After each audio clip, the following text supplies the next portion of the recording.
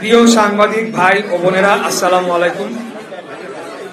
গত 27শে মার্চ 2025 তারিখে নির্বাচনী ট্রাইব্যুনাল প্রথম যুগ্ম জেলা জজ ঢাকা কর্তৃক মামলা নম্বর 15/2020 রায় প্রকাশ করা হয়।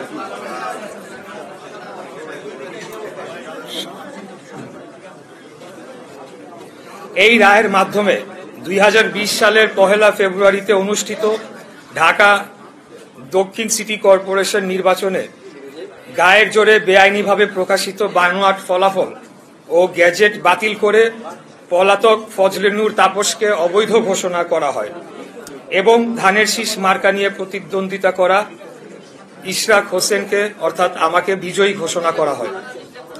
এই রায়ের পরিপ্রেক্ষিতে 27শে এপ্রিল 2025 সালে নির্বাচন কমিশন ইসি গ্যাজেট নম্বর ইশরাককে মেয়র হিসেবে আনুষ্ঠানিকভাবে স্বীকৃতি দেয়। পরবর্তীতে গ্যাজেট ও রায় চ্যালেঞ্জ করে রিট দায়ের করা হয়। আমি এখানে ওই গ্যাজেটের যে রিট দায়ের করা হয়েছিল সেই সংক্রান্ত কয়েকটি তথ্য আপনাদেরকে পড়ে শোনাচ্ছি। 14 মে 2025 গ্যাজেট স্থগিত চেয়ে হাইকোর্টে রিট দায়ের। 22 মে 2025 হাইকোর্ট রিট খারিজ করে গ্যাজেট ও ট্রাইব্যুনালের রায় বহাল রাখে। 26 মে 2025 আপিল বিভাগ চেম্বার জজ লিভ টু আপিল ও স্থগিত আবেদন দাখিল করা হয়। 29 এবং 30 মে 2025 আপিল বিভাগ শুনানি শেষে কোনো স্থগিতাদেশ না দিয়ে ইসিকে শপথ অনুষ্ঠান আয়োজনের নির্দেশ দেয়। 2 জুন 2025 পূর্ণাঙ্গ আদেশে পুনরায় নিশ্চিত করা হয় যে কোনো ইনজাংশন নেই, শপথ আয়োজনের দায়িত্ব ইসির। বর্তমান আইনগত অবস্থা সম্পর্কে আপনাদেরকে একটু অবহিত করতে চাই। দলিল অথবা আদেশ। ট্রাইব্যুনাল রায় 27শে মার্চ 2025 ইশরাক হোসেন বৈধ মেয়র। ইসি গ্যাজেট 27শে এপ্রিল 2025 ট্রাইব্যুনাল রায় বাস্তবায়ন এখনো কার্যকর। হাইকোর্ট আদেশ 22 মে 2025 গ্যাজেট চ্যালেঞ্জ খারিজ, গ্যাজেট বহাল। আপিল বিভাগ আদেশ 2 জুন 2025 কোনো স্থগিতাদেশ নেই, শপথ আয়োজনের নির্দেশ বহাল। এই অবস্থায় সরকার এটিকে কোনো সমাধান না করার মধ্য দিয়ে একাধিক আইন ও সংবিধান লঙ্ঘন করেছে। এই পাঠটুকু আমি আর পড়লাম না, এটি আপনারা পরবর্তীতে আপনারা দেখে নিতে পারেন। তবে এখানে সিটি কর্পোরেশন আইন 2009, সংবিধানের অনুচ্ছেদ 27, সংবিধানের অনুচ্ছেদ 31, সংবিধানের অনুচ্ছেদ 59-1, আদালত অবমাননা নীতি এবং দণ্ডবিধি ধারা 166/167 এই ধারাগুলো ভঙ্গ করা হয়। সারসংক্ষেপ: গ্যাজেট বৈধ ও কার্যকর। এটি বাতিল, রহিত বা আদালত কর্তৃক রহিত করা হয়নি। এখন একটা প্রশ্ন মাঝে মধ্যেই আসে বা অনেকেই করে বা অনেক জায়গায় আলাপ আলোচনা হয়। তাপস 2 জুন 2020 প্রথম বোর্ড সভা করায় 5 বছরের মেয়াদ 1 জুন 2025 শেষ। এতে কি 2025 সালের গ্যাজেট মেয়াদ উত্তীর্ণ বা আইনের ভাষায় ইনফ্র্যাকচুয়াস হয়? সংক্ষিপ্ত উত্তর হচ্ছে না। একটি গ্যাজেট শুধুমাত্র তখনই অকার্যকর হয় যখন সরকার তা প্রত্যাহার, প্রতিস্থাপন বা আদালত তা রদ করে। এগুলো কিছুই ঘটেনি। ইনফ্র্যাকচুয়াস ঘোষণা আদালতের নির্দেশ। যেহেতু প্রতিকার হিসেবে প্রতীকী শপথ, ক্ষতিপূরণ এবং ঘোষণা এখনো পাওয়া সম্ভব এবং বিষয়টি মুট, যেটি আদালতের ভাষায় হয়নি। ঢাকা দক্ষিণের সর্বস্তরের জনগণের যৌক্তিক আন্দোলন। আইনি বাধ্যবাধকতা পালনে স্থানীয় সরকার মন্ত্রণালয়ের গড়িমসি, হীন উদ্দেশ্য চক্রান্ত করে আইনি জটিলতা সৃষ্টি করা ও সর্বোপরি বাংলাদেশ এর সর্বোচ্চ আদালতের নির্দেশ অমান্য করার প্রতিবাদে ঢাকা দক্ষিণের ভোটাররা গত মে মাসের মাঝামাঝি থেকে রাজপথে নেমে আসে এবং প্রায় 1.5 মাস আন্দোলন চালিয়ে যায়। এই আন্দোলন চলাকালীন সময়ে এক পর্যায়ে বৈধ মেয়রের দায়িত্ব গ্রহণ না করার ফলে ঢাকা দক্ষিণ সিটির সর্বস্তরের কর্মকর্তা কর্মচারী ও শ্রমিক কর্মচারী ইউনিয়ন এবং অন্যান্য ইউনিয়ন কর্মবিরতিতে যায়। সর্বশেষ পরিস্থিতি, জনগণের যে সকল অত্যন্ত গুরুত্বপূর্ণ সেবা বিঘ্নিত হচ্ছিল সেগুলো সচল করার জন্য আমার অনুরোধে সোমবার 23 জুন 2025 তারিখে নগর ভবন কর্মবিরতি তুলে নেওয়া হয়েছে। এটার সাথে আন্দোলনের দাবি অথবা সরকারের কোনো চাপ ভীতির বিন্দুমাত্র কোনো বিষয় নেই, বরঞ্চ অন্তর্বর্তীকালীন সরকার জনগণের সকল আশা আকাঙ্ক্ষা, ন্যায্য দাবি এবং আইন আদালতকে পরোয়া না করে দিনের পর দিন জনদুর্ভোগ সৃষ্টি করে রাখে। এই দুর্ভোগ নিরসনে জনস্বার্থের কথা চিন্তা করে আমরা সবাইকে নিয়ে সকল জরুরি সেবা চালু রাখি। কোরবানি ঈদের পর নগর ভবনের ঊর্ধ্বতন কর্মকর্তারা দৈনন্দিন সকল সেবার কার্যক্রম চালুর উদ্যোগ নিলে স্থানীয় সরকার উপদেষ্টা ও সচিব আঞ্চলিক কর্মকর্তাদের নির্দেশ দিয়ে জন্ম, মৃত্যু, নাগরিক ও ওয়ারিশ সনদ দিতে বারণ করে। জানা যায়, জনগণকে সুবিধা বঞ্চিত করে এর দায় আন্দোলনকারীদের উপর চাপিয়ে দেয়ার কুচক্রান্ত বাস্তবায়ন করতে চেয়েছিলেন তারা। সেই চক্রান্ত রুখে দিতেই কর্মবিরতি তুলে নগর ভবন উন্মুক্ত ও আঞ্চলিক কার্যালয় সচল করা হয়েছে।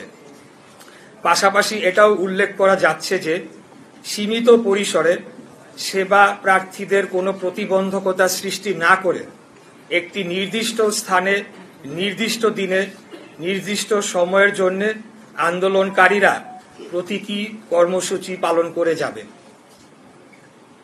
এবার আমি আসতে চাচ্ছি, সম্প্রতি স্থানীয় সরকার উপদেষ্টা আসিফ মাহমুদের একটি সাক্ষাৎকার একটি বেসরকারি টিভি চ্যানেলে বহুল প্রচারিত হয়েছে এবং সেখানে বেশ কয়েকটি কথা বলা হয়েছে। সেই বিষয়ে আমি কিছু তার প্রতি উত্তর দিতে চাই। একটি বেসরকারি চ্যানেলে সাক্ষাৎকার দিয়ে স্থানীয় সরকার উপদেষ্টা আসিফ মাহমুদ অত্যন্ত আপত্তিকর কিছু কথা বলেছেন। আসিফ বলেছে, বিএনপির এক নেতার ইন্ধনে ইশরাকের আন্দোলন হয়েছে। এই বক্তব্যের মধ্য দিয়ে হাজার হাজার ঢাকার ভোটারদের চরম অপমান করা হয়েছে। ঝড়, বৃষ্টি, তীব্র রোদ উপেক্ষা করে দিনের পর দিন শারীরিক ও মানসিক পরিশ্রম করে আন্দোলন করা ঢাকার এই জনগোষ্ঠীকে এই একটি বাক্য উচ্চারণের মধ্য দিয়ে নাগরিক থেকে পশুর মর্যাদায় নিয়ে যাওয়া হয়েছে। এটার জন্য তাকে অবশ্যই নাগরিকদের কাছে ক্ষমা চাইতে হবে। দ্বিতীয়, আসিফ আরেকটা কথা বলেছে, ইশরাককে মিসগাইড করা হয়েছে। এই বক্তব্যের মধ্য দিয়ে তিনি ঔদ্ধত্যপূর্ণ আচরণ করেছেন। তিনি অন্যদের চেয়ে নিজেকে শ্রেষ্ঠ এবং আমাকে ব্যক্তিগতভাবে চরমভাবে হেয় করেছেন। আমাদের ঢাকা নগরবাসীর স্বতঃস্ফূর্ত এই আন্দোলনকে এইভাবে অপমান করার বিরুদ্ধে তীব্র নিন্দা ও প্রতিবাদ জানাচ্ছি। ঢাকার অধিবাসীদের প্রতি চরম অবমাননাকর এই বক্তব্যের জন্য তাকে ক্ষমা চাওয়ার দাবি জানাচ্ছি। আসিফ আরো বলেন, আমাকে তার নির্বাচনী এলাকা কুমিল্লার একটি উপজেলার জনৈক বিএনপি নেতা, আমি নাম উল্লেখ করছি না, প্ররোচনা দিয়েছেন। এই আন্দোলনে অর্থ ও লজিস্টিক্স দিয়েছেন এবং তার কাছে নাকি প্রমাণ রয়েছে। এই প্রমাণ তিনি জাতির সামনে তুলে ধরবেন, অন্যথায় তাকে প্রকাশ্যে ক্ষমা চাইতে হবে। এখানেই তিনি থেমে থাকেন নাই। তিনি বলেছেন, বিএনপির একটি অংশের সরকারের সাথে বোঝাপড়ার দূরত্ব তৈরি হওয়ার কারণে আমাকে ব্যবহার করা হয়েছে। তিনি বিএনপির মতো ঐতিহ্যবাহী পুরনো বৃহৎ রাজনৈতিক দলকে হেয় করেছেন এবং একটি অসত্য অভিযোগ তুলেছেন। তিনি নিজেকে বিশাল কোনো মহামানব হিসেবে উপস্থাপন করেছেন। উনি হয়তো ভুলে গেছেন ওনার জন্মের আগে বিএনপির জন্ম হয়েছে। আসিফ এটাও বলেছে, আমার পক্ষ থেকে যারা নেগোশিয়েট করতে এসেছেন তারা সোললি আমার পক্ষে নেগোশিয়েট করেন নাই। আমার বিষয়টি সম্পূর্ণ আইনি, এখানে নেগোশিয়েট করার কোনো সুযোগ নেই। আদালত স্পষ্ট করে রায়ের মাধ্যমে কি করতে হবে তা বলে দিয়েছে। তাহলে নেগোশিয়েট কারা করেছে তা আমাকে জানাতে হবে, কারণ একমাত্র আমাদের দলীয় প্রধানের বাইরে অন্য কোনো ব্যক্তিকে আদালতের রায় কার্যকর সংক্রান্ত যোগাযোগ ছাড়া অন্য কোনো কথা বলার সম্মতি আমি দেই নাই। আশা করি এই লাইনটি বুঝতে পেরেছেন আপনারা। তার এই অস্পষ্ট কথাবার্তায় প্রতীয়মান হয় তিনি হয় মিথ্যা বলছেন, না হয় তার বুদ্ধিমত্তা স্থানীয় সরকার মন্ত্রণালয় চালানোর জন্য সম্পূর্ণ অযোগ্য। আসিফ বলেন, ইশরাক হোসেন অত্যন্ত দম্ভ ভরে ও অহংকারের সাথে সরকার কর্তৃক প্রশাসক হওয়ার প্রস্তাব প্রত্যাখ্যান করেছেন। বরঞ্চ বিনয়ের সাথে এটি প্রত্যাখ্যান করার কারণ হিসাবে বলতে হবে, একজন বৈধ নির্বাচিত জনপ্রতিনিধি ও রাজনীতিবিদের জন্য এই প্রস্তাব অপমানজনক। 7, আসিফ মাহমুদ বলেছেন সরকার কোনো নির্বাচনকে বৈধতা দিবে না। এটা কোন প্রক্রিয়ায় বাস্তবায়ন করা হবে এবং কবে, এটি প্রশ্ন রয়েছে। এখন পর্যন্ত তারা কোন কোন নির্বাচন অবৈধ ঘোষণা করতে পেরেছে? একটিও না। এর অর্থ এই দাঁড়ায় বাংলাদেশের সুপ্রিম কোর্টের আপিল বিভাগ কর্তৃক বৈধতা বহাল রাখা গ্যাজেটকে পুরো অন্তর্বর্তীকালীন সরকার বৈধতা দিচ্ছে না বা মানছে না। সেটা সরকার কর্তৃক, অর্থাৎ পুরো অন্তর্বর্তীকালীন সরকার কর্তৃক উচ্চ আদালত অবমাননার সামিল নয় কি? এই একই আদালত বাংলাদেশের সংবিধানের আর্টিকেল 106 এর ধারা অনুযায়ী বর্তমান অন্তর্বর্তীকালীন সরকারকে বৈধতা দেয়নি, বরঞ্চ উল্লেখযোগ্য উদাহরণ হিসেবে ঢাকা দক্ষিণ সিটি নির্বাচন 2020 আমাদের মামলা ও রায়ের মাধ্যমে তৎকালীন নির্বাচনটির ফলাফল যে অবৈধভাবে ঘোষণা করা হয়েছিল সেটিই প্রমাণিত হয় এবং ফলাফল সংশোধনের মাধ্যমে সেটি আরো সুদৃঢ় হয়েছে। আর অনেক জায়গায় কোনো নিয়োগ প্রক্রিয়া ছাড়া ওয়ার্ড সচিব হিসেবে এনসিপি সংশ্লিষ্ট ব্যক্তিদের নিয়োগ দেওয়া হয়েছে বলে অভিযোগ আছে, যা আইনত এবং সরকার পরিচালনার যে কোনো মানদণ্ডে অবৈধ। এরা কারা এবং কাদের স্বার্থ রক্ষা করছে, এই প্রশ্ন নগরবাসীর পক্ষ থেকে আমি করছি। এই অভিযোগ সত্য হলে এর পূর্ণাঙ্গ তালিকা জনসম্মুখে প্রকাশ করতে হবে। এবার আমি আপনাদেরকে বলতে চাই যে আমাদের আজকের এই প্রেস কনফারেন্সটি গতকাল করার কথা ছিল, কিন্তু আপনারা জানেন গতকাল নগর ভবনে একটি ন্যাক্কারজনক হামলার ঘটনা ঘটেছে। সেই বিষয়ে এবার আমি আপনাদেরকে বলবো। গতকাল হামলার পরিকল্পনা ও বাস্তবায়ন করা হয়েছে স্থানীয় সরকার উপদেষ্টার ঘনিষ্ঠ হিসেবে সুপরিচিত কিছু দুর্নীতিবাজ কর্মকর্তাদের নেতৃত্বে। এরা কেউ কেউ নিজেদেরকে বিএনপি ঘরানার পরিচয় দিলেও তারা দলের কোনো পদে নেই। উপরন্তু তারা আওয়ামী ফ্যাসিস্ট আমলের মেয়রদের ঘনিষ্ঠ সহযোগী হিসাবে দুর্নীতি লুটপাট করেছে। তাদের মূল হোতা গতকালকে আন্দোলনকারীদের হত্যা চেষ্টা করার হোতা গোলাম কিবরিয়া রুবেলের বিরুদ্ধে ব্যাপক দুর্নীতির অভিযোগ রয়েছে। আসিফ মাহমুদ দায়িত্ব নেওয়ার পর রুবেল তার লুটপাটের হাতিয়ার হয়ে উঠেছিল বলে নগর ভবনের আনাচে কানাচে কথা হচ্ছে। তাই মরিয়া হয়ে রুবেলগঞ্জকে নগর ভবনে পুনর্বহাল করার জন্য এক ঢিলে দুই পাখি মারার চেষ্টা করা হয়েছে। প্রকৌশল বিভাগের কুখ্যাত রুবেল একদিনও আন্দোলনে ছিল না, কিন্তু নিজেকে কোথাও কোথাও বিএনপির সমর্থক হিসেবে দাবি করে। তদবির করে কাজ ভাগাভাগির মাধ্যমে অবৈধ অর্থনৈতিক সুবিধা করে দেয় এনসিপি ও রাজনৈতিক কিছু নেতাদের। শুরু থেকেই আন্দোলনকারীদের বিরোধিতা সে করেছে এবং গোপন সূত্রে জেনেছি আন্দোলনের এক পর্যায়ে কৃত্রিম গোলযোগ সৃষ্টি করে সেই ডামাডোলের মধ্যে বাংলাদেশের সরকার কর্তৃক ঘোষিত এক শীর্ষ সন্ত্রাসীর মাধ্যমে আমাকে সহ আন্দোলনকারীদের কয়েকজনকে হত্যার পরিকল্পনা করেছিল বা চেষ্টায় ছিল। কথিত আছে সে এনসিপিতে যোগদান করেছে বা করবে। আসিফ মাহমুদ তার বক্তব্য ও কথাবার্তায় লাগাম টেনে ধরে বর্তমানে যে কিছুটা স্থিতিশীল অবস্থা রয়েছে তা বিনষ্ট করবে না বলে আমি আশা করছি এবং কোনো ক্রমে কারো প্ররোচনায় বা নিজ সিদ্ধান্তে আন্দোলনে অংশগ্রহণকারী কর্মকর্তা ও কর্মচারীদের বিষয়ে প্রতিহিংসামূলক পদক্ষেপের চিন্তা ভুলক্রমে করবে না। এটি একটা সতর্কবাণী হিসাবে আমি দিচ্ছি। এর কোনো ব্যত্যয় হলে ঢাকা নগরবাসী মেনে নিবে না এবং পুনরায় আন্দোলন শুরু হলে তার নগর ভবনের গণ্ডি পেরিয়ে রাজপথে গড়াবে, সেটি করা উচিত হবে। সর্বোপরি আমি ঢাকা নগরবাসী, ঢাকা দক্ষিণের ভোটারগণ, ঢাকা দক্ষিণ সিটি কর্পোরেশনের সর্বস্তরের কর্মকর্তা ও কর্মচারী বৃন্দের প্রতি আমার আজীবন কৃতজ্ঞতা ও একজন রাজনীতিবিদ হিসেবে আনুগত্য পোষণ করছি। আমি আপনাদের অগাধ ভালোবাসা ও সমর্থনের বিনিময়ে আমার জীবন ঢাকা নগরবাসীর প্রতি উৎসর্গ করছি। আপনারা আমাকে মেয়র হিসেবে দায়িত্ব দিতে চেয়েছেন, তাই রাজপথে নেমে এসেছিলেন। তবে আমি খুব স্পষ্ট ভাষায় বলতে চাই, একদম শুরু থেকেই এই অন্তর্বর্তীকালীন সরকারের অধীনে মেয়র পদে বসে নগর পরিচালনা করার পরিকল্পনা আমার ছিল না। আমাদের শীর্ষ নেতৃত্বের পরামর্শক্রমে অবৈধ তাপসের বিরুদ্ধে পাওয়া রায়টি একটি স্থায়ী দলিল হিসেবে প্রতিষ্ঠার জন্য আইনের শাসনের চূড়ান্ত বিজয়ের একটি প্রমাণ হিসেবে রাখার জন্য সিদ্ধান্ত নেওয়া হয়।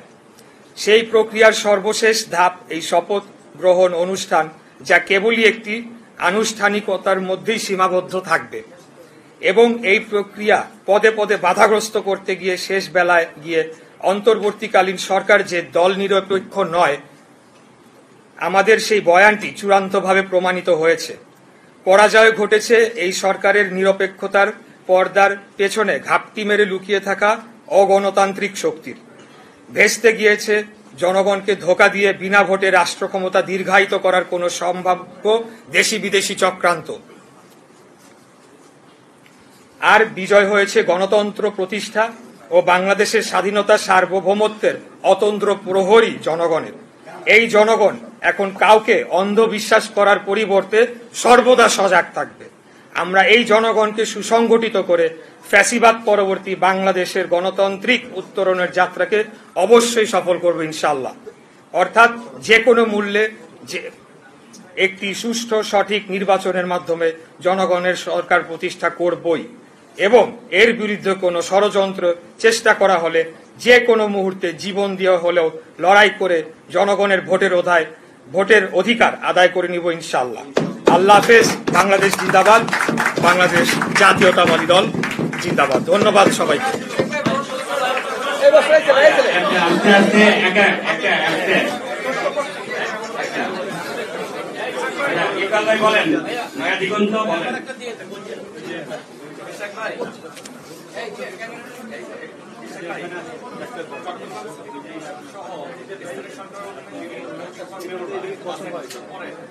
আপনার আদালত তাদের দায়িত্ব তাদেরকে শপথ করানো হয়, ব্যতিক্রম হয়েছে আপনার ক্ষেত্রে।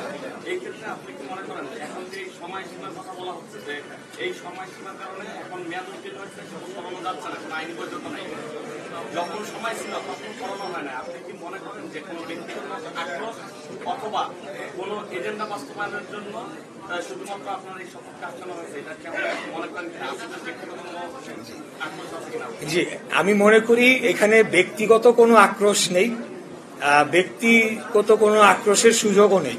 এখানে বর্তমান উপদেষ্টা পরিষদ সর্বসম্মতিভাবে তারা সিদ্ধান্ত নিয়েছে, আদালতের রায় যাই হোক, আইন আদালত যাই বলুক, তারা ইশরাক হোসেনকে ঢাকা দক্ষিণ সিটি কর্পোরেশনের দায়িত্ব নিতে দিবে না। এটির পেছনে আমি মনে করি সম্পূর্ণ রাজনৈতিক কারণ রয়েছে এবং ঢাকা শহরের একটি কর্তৃত্ব প্রতিষ্ঠার চেষ্টা যে তারা করে চলেছে একটি নতুন গঠিত রাজনৈতিক দলকে সুবিধা দেওয়ার জন্য, সেটি বাধাগ্রস্ত হতে পারে এবং সেখান থেকে প্রাপ্ত অর্থনৈতিক সুবিধা সেই দলকে গঠনের জন্য কাজে লাগানোর কাজ বাধাগ্রস্ত হতে পারে। এই সকল জিনিস বিবেচনায় তারা এই সিদ্ধান্তটি নিয়েছে। আপনার নাম, পত্রিকার নাম বলেন।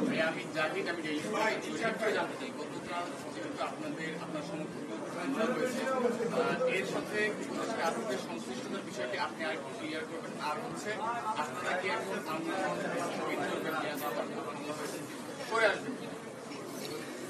প্রথম যে বিষয়টি জিজ্ঞেস করেছেন তা আমি সুস্পষ্টভাবে আমার এই লিখিত বক্তব্যের মধ্যে বলেছি।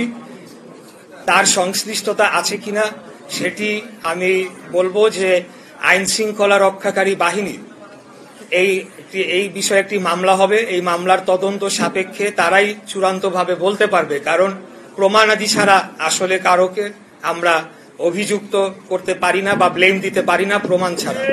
আমি কেবলমাত্র এটাই বলেছি যেটা বাস্তবে চিত্র এবং সত্য, সেটি হচ্ছে যার নেতৃত্বে এই হামলাটি হয়েছে সে এই উপদেষ্টার অত্যন্ত ঘনিষ্ঠ মানুষ ছিল, ঘনিষ্ঠভাবে কাজ করেছে, কিন্তু এই ব্যক্তি তো আরো অনেকেরই ঘনিষ্ঠভাবে কাজ করেছে। অতএব এটা আইন শৃঙ্খলা রক্ষাকারী বাহিনীকেই তদন্ত করে চূড়ান্ত সিদ্ধান্ত দিতে হবে।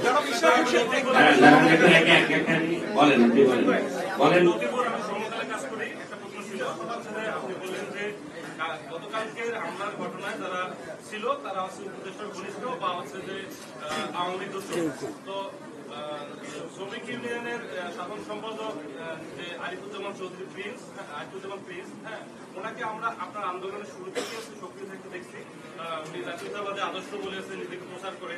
হ্যাঁ, বরং হ্যাঁ, এখন আপনি তাদেরকে বলতেছেন যে সে আওয়ামী দূষণ বা উপদেষ্টার ঘনিষ্ঠ, কিন্তু আপনার সাথে যারা আছে আরিফ চৌধুরী বা হচ্ছে যে ইউনিয়নের নেতা নতুন যারা আছে তারাও মেয়র তাপসের ঘনিষ্ঠ ছিল, পদোন্নতিও নিয়েছে। আজকে প্রেস কনফারেন্সে আপনার পাশে বসা হচ্ছে যে একজন কাউন্সিলর বাদল সরকার, যিনি মেয়র তাপসের সেরা কাউন্সিলর হিসেবে মনোনীত হয়েছে। এখন হচ্ছে যে আপনার দৃষ্টিতে আওয়ামী দোষর কারা, এটা দেখে ক্লিয়ার। এই বিষয়ে ইতিমধ্যেই গতকালকে আমরা স্পষ্ট করে বলেছি, বাংলাদেশ জাতীয়তাবাদী শ্রমিক দলের একমাত্র রেজিস্টার্ড নগর ভবনের একমাত্র শ্রমিক কর্মচারী ইউনিয়ন যেটি রয়েছে সেটি আরিফ চৌধুরী এবং বাবু তাদের নেতৃত্বে রয়েছে। এর বাইরে কেউ যদি দাবি করে থাকে তারা শ্রমিক দলের বা বিএনপির সমর্থক, তাহলে সেটা তাদের কর্মকাণ্ডের মধ্য দিয়েই প্রমাণ হবে আগামীতে যে তারা কি জাতীয়তাবাদী দলের সমর্থক কি না। তারা যদি এই বর্তমান উপদেষ্টার কথায় প্ররোচনায় এসে আমাদের উপরে হামলা করে এবং আমাদের এই আন্দোলনে যারা সবচেয়ে পরিচিত মুখ হিসেবে যাদেরকে আমরা প্রতিদিন দেখেছি তাদেরকে নির্মমভাবে আঘাত করে এবং একজন তাকে ছুরি দিয়ে স্ট্যাব করা হয়, তার লাংসে একটা ফুটা হয়েছে, আমরা জানি না তার কি হবে, এবং আরো কয়েকজনের খুবই অত্যন্ত খারাপ অবস্থা রয়েছে। তো তাই আমি বলবো যে তাদের যে কর্মকাণ্ড সেটি বলে দেয় তারা দোসরের আচরণ করছে নাকি আমাদের সমর্থকের ভূমিকা পালন করছে। ধন্যবাদ।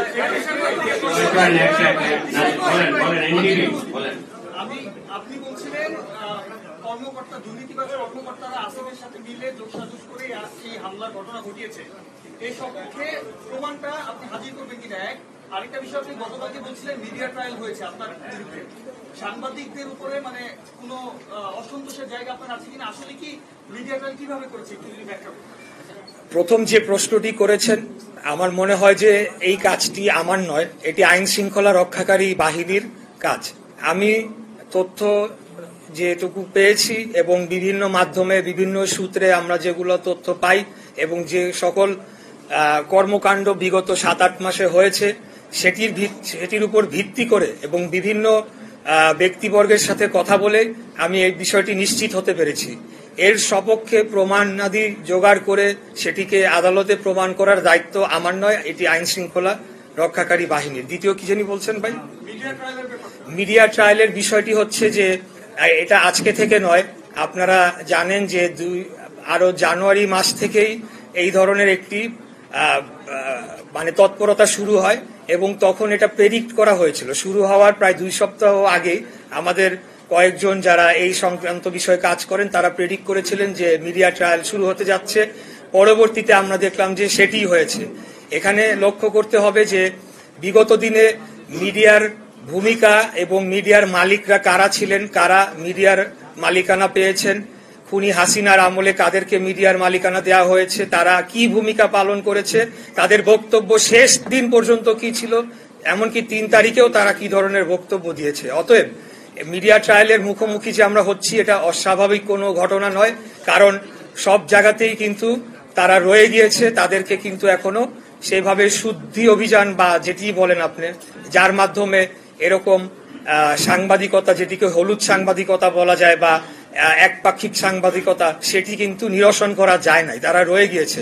বিশেষ করে যারা অনলাইন প্ল্যাটফর্ম, ডিজিটাল প্ল্যাটফর্মে কাজ করেন, মানে যে আমাদের মেইন স্ট্রিম যে মিডিয়া, গণমাধ্যম, সেগুলার যে অনলাইন প্ল্যাটফর্ম, সেখানে কিন্তু এখনো আমরা জানতে পাই যে বিগত দিনে যারা ছিলেন তারাই রয়ে গিয়েছেন।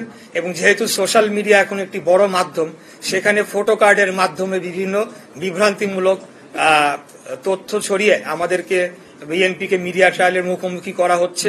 এমন ঘটনা আমি অনেক দেখেছি। বিএনপি নেতা ছাগল চুরি করলেন, বিএনপি নেতা দোকান লুট করলেন, কিন্তু লিঙ্কে ক্লিক করে গিয়ে আর পাওয়া যাচ্ছে না যে সেই বিএনপি নেতাটিকে কোন গ্রামের কোন ইউনিয়নের কোনো এক ব্যক্তি, তাকে বানিয়ে দেওয়া হয়েছে বিএনপি নেতা, কিন্তু জিনিসটা সার্কুলেট হচ্ছে। তো এটা আমি একটা উদাহরণ দিলাম। এর বাইরেও আমি ব্যক্তিগতভাবেও মিডিয়া ট্রায়ালের শিকার হয়েছি। এই বিষয়ে আমি আর বিস্তারিত বলবো না, এটা হচ্ছে, এটাই বাস্তবতা। কিন্তু পাশাপাশি এও বলতে চাই, এটা একটা অংশ, আর মিডিয়ার আরেকটা অংশ আমাকে তারা বুকে আগলে রেখেছে, তারা সব সময় আমাকে প্রোটেকশন দিয়েছে এবং তারা সত্যটি তুলে ধরার চেষ্টা করেছে। যখনই আমি তাদেরকে ডেকেছি, তখনই আমি তাদেরকে পাশে পেয়েছি। এটিও আমার স্বীকার করে নিতে হবে। ধন্যবাদ। ভাই, আমার প্রশ্নটা হচ্ছে, আপনি গত 16 তারিখে নগর ভবনে মিটিং করলেন কিছু কর্মকর্তা কর্মচারীদের নিয়ে, এবং আপনার দলীয় সমর্থকরাও ছিলেন। সেখানে ব্যানারে লেখা ছিল মাননীয় মেয়র ইশরাক, ঢাকা দক্ষিণ সিটি কর্পোরেশন। আজকে আপনার ব্যানারের পিছনে মাননীয় মেয়র লেখাটা নেই, তার মানে ওই দাবি থেকে আপনি ওই অবস্থান থেকে সরে আসছেন? আমি দ্বিতীয় প্রশ্ন হচ্ছে, একটা করেন ভাই, দুইটা একটা করেন। গোলাম কিবরিয়া যার অভিযোগটা করছেন আপনি একটা প্রশ্ন করলে ভালো হবে, কারণ অনেকেই আছেন, তাহলে এটা মনে হবে যে ফেভারিটিজম হচ্ছে। অভিযোগটা হচ্ছে যে তার নেতৃত্বে গতকাল হামলা হয়েছে। তো গোলাম কিবরিয়ার আমরা যেটা জানি যে আপনি বলেছেন আপনার বক্তব্যে সে হচ্ছে তাপসের বা স্বৈরাচারের দোষর ছিলেন, কিন্তু আমরা এটাও জানি যে সে আপনার বাবা যখন নগর ভবনের মেয়র ছিলেন তার সাথে সে কাজ করেছে, বৃহত্তর সূত্রাপুর থানায় সে কাজ করেছে, মহানগরের বিএনপির বিভিন্ন নেতৃত্বে সে ছিলেন। তো তাকে কিভাবে কোন প্রেক্ষাপটে স্বৈরাচারের দোষর বলা হচ্ছে, নাকি আপনাদের নিজেদের সংগঠনের মধ্যে নিজেদের মধ্যে কোনো দ্বন্দ্ব আছে, সে বিষয়টা ক্লিয়ার? ওকে, আমি প্রথম প্রশ্নটির জন্য আপনাদেরকে ধন্যবাদ জানাই। এইটা অত্যন্ত, আমি মনে করি যে গুরুত্বপূর্ণ একটা বিষয়। এই কারণ এটা নিয়ে ব্যাপক ধরনের একটা আলোচনা সমালোচনা সৃষ্টি হয়েছে। তো আমি বলবো যে মাননীয় যে শব্দ, এই শব্দর অর্থটি কি? মাননীয় শব্দটির অর্থ আমি যদি ইংলিশে বলি তাহলে বলতে হয় অনারেবল বা মাননীয়।